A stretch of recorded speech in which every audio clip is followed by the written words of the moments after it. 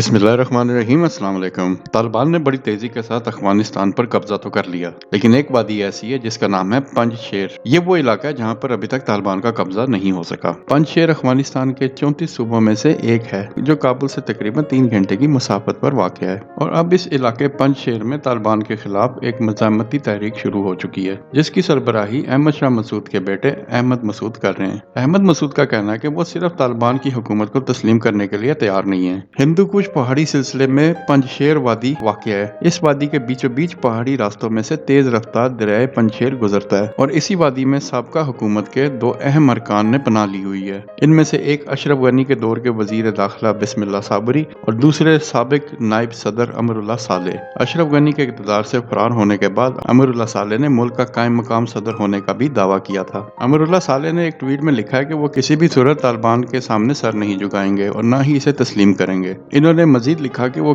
कभी भी अपने हीरो अहमद शाह मसूद के विरसे से दगा नहीं करेंगे। इस वक्त पंजशेर के इलाके में लड़ाई जारी है और जंग की सरबराही फातेह शुमाल के शोहरत पाने वाले कारी फसीउद्दीन कर रहे हैं। पंजशेर का इलाका वैसे भी तालिबान मुखालिफ के गढ़ के तौर पर जाना जाता है और अब पंजशेर में मशहूर कमांडर अहमद शाह मसूद के बेटे अहमद मसूद ने तालिबान का मुकाबला करने के लिए तकरीबन 9000 सिपाहियों पर एक फौज तैयार की है। अहमद शाह मसूद के बेटे जो 80 की दिहाई में सोवियत मुखालिफ मज़ामत के अहम रहनुमाओं में से एक थे।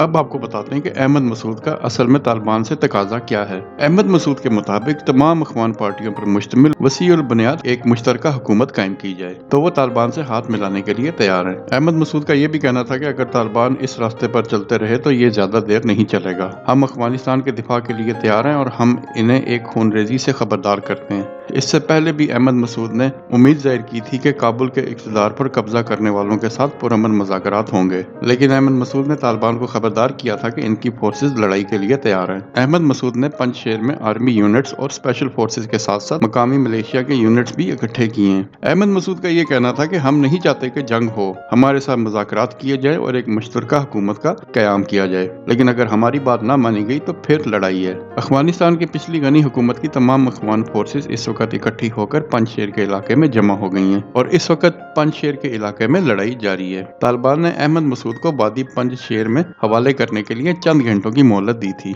ये वो आखिरी इलाका है जिस पर अभी तक तालिबान को कंट्रोल हासिल नहीं हो सका। इस वीडियो में देखा जा सकता है कि तालिबान पंजशेर के लिए रवाना हो रहे हैं और इस वक्त की ताज़ा तरीन सूरत हाल के मुताबिक पंजशेर में लड़ाई जारी है। तालिबान ने अहमद मसूद को 4 घंटे का वक्त दिया था कि वो तालिबान के सामने सरेंडर कर लें। अहमद मसूद और तालिबान मुज़ाकरात की नाकामी के बाद हजारों तालिबान पंजशेर की तरफ रवाना हो चुके हैं। तालिबान जिन्होंने 11 दिन में 34 सूबे फतह किए तो उनके लिए पंजशेर का इलाका फतह करना भी कोई मसला नहीं होगा। बहरहाल इस वक्त पंजशेर के इलाके में लड़ाई जारी है और देखना यह है कि इसमें मज़ामती तहरीक या तालिबान किस हद तक कामयाब हो सकते हैं।